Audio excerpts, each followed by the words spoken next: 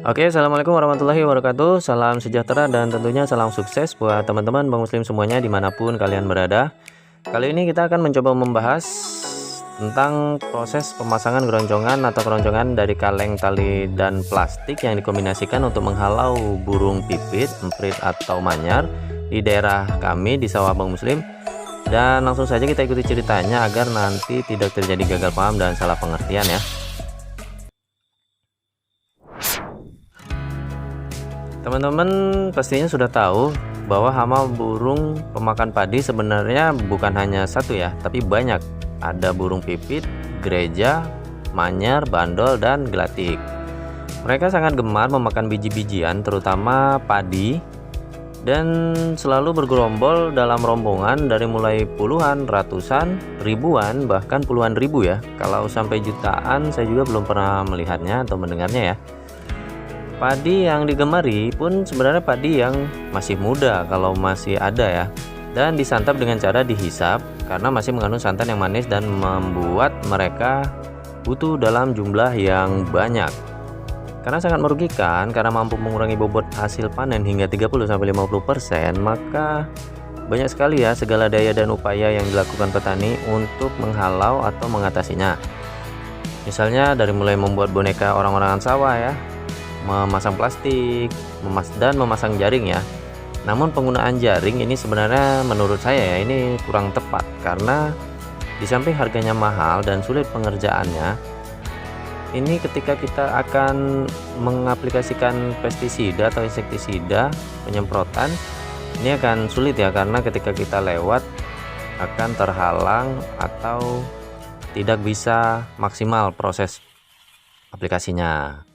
Dan di tempat kami juga, jika sudah terlalu parah penggunaan boneka sawah dan plastik, ini juga sudah tidak efektif dilakukan ya, sehingga perlu ditambahi dan dikombinasi dengan adanya keroncongan ya, yang bisa ditarik dengan menggunakan tali yang sudah dilengkapi dengan plastik-plastik dan rumbai-rumbai putih seperti yang terlihat, dimana ketika ditarik akan menimbulkan bunyi yang berisik. Pemasangan keroncongan dilakukan dengan mengikatkan kaleng bekas yang sudah diisi batu dengan kawat pada tiang yang ujungnya lentur agar mudah ditarik dengan menggunakan tali nilon yang sudah diikat plastik putih dan rumbai-rumbai tentunya ya. Saya lihat ini ketika ditarik juga berbunyi. Keroncongan dan tali plastik ini bisa dipasang dari padi mulai bunting ya, hingga menjelang akan dipanen. Jadi ketika akan dipanen harus dicabut ya. Nah, ini dilakukan tanpa khawatir takut mengganggu saat kita melakukan penyemprotan ya, atau aplikasi pestisida dan insektisida dan lain sebagainya. Dan perlu diketahui bahwa tiang yang digunakan, yang dipakai ini bisa apa saja ya, yang penting lentur dan ujungnya. Misalnya pakai bambu, yang kebetulan tempat kami banyak pelepas sawit yang tentunya bisa diperoleh secara gratis ya. Nah, kebetulan banyak perkebunan juga, perkebunan sawit di Aceh Tamiang. Sedangkan plastik putihnya ini semeter harganya 30.000, dan per hektar ini kita hanya butuh 4 meter.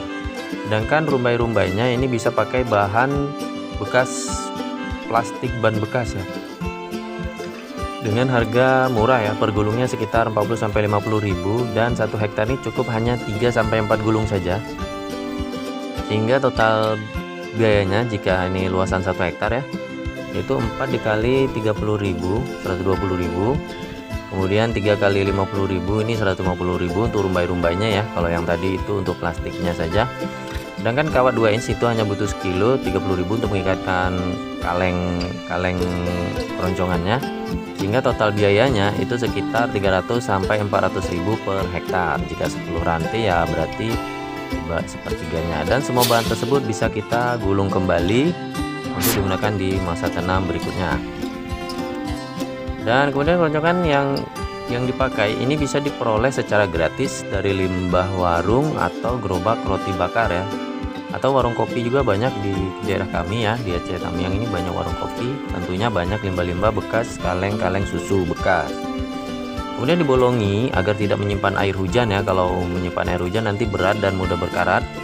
Lalu diisi batu untuk bisa menyaring bunyinya, dan masih bisa disimpan juga agar awet dan bisa digunakan di musim tanam berikutnya seperti yang terlihat.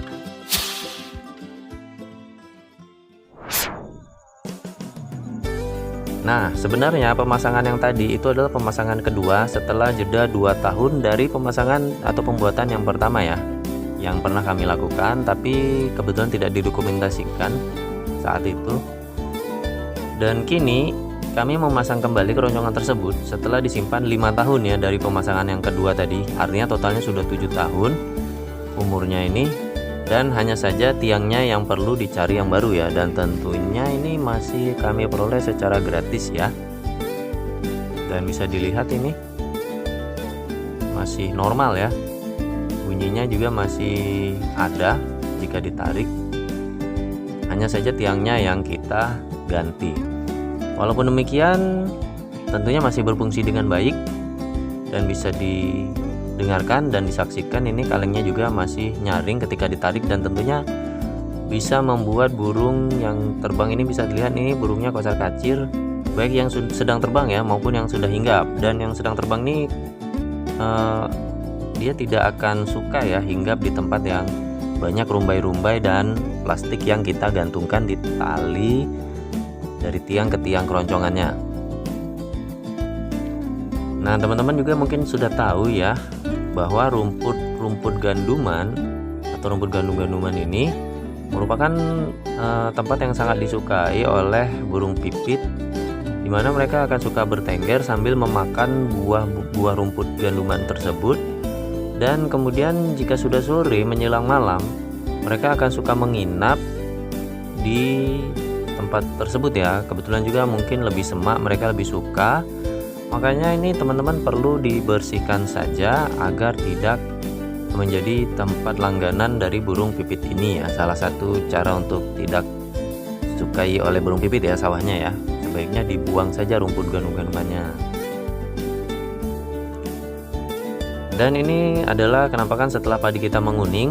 Peralatan keroncongan ini juga masih kita simpan ya, kita simpan kembali agar bisa digunakan kembali pada saat ada serangan pipit lagi jika ada ya di masa tanam selanjutnya. Dan kami lakukan menggulungnya sama seperti dengan cara yang pertama ya, yaitu diletakkan di pinggir-pinggir pematang.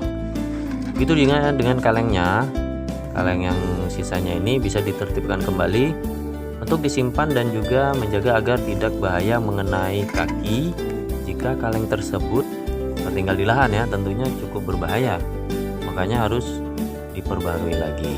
Oke, begitulah teman-teman proses pemasangan keroncongan yang kami lakukan untuk menghalau serangan burung pipit pada video kali ini.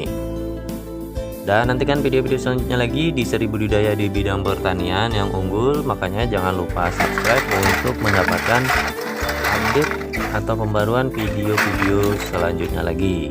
Dan jika ada sesuatu yang mau ditambahkan atau ditanyakan tentang apa saja, silahkan ketik saja di kolom komentar di bawah ini. Dan jangan lupa juga jika memang menyukai video ini boleh di like, dan bagi yang mau membagikan kami tidak melarangnya. Sampai jumpa lagi di video selanjutnya teman-teman. Saya akhiri, assalamualaikum warahmatullahi wabarakatuh. See you next time, goodbye dan bye bye.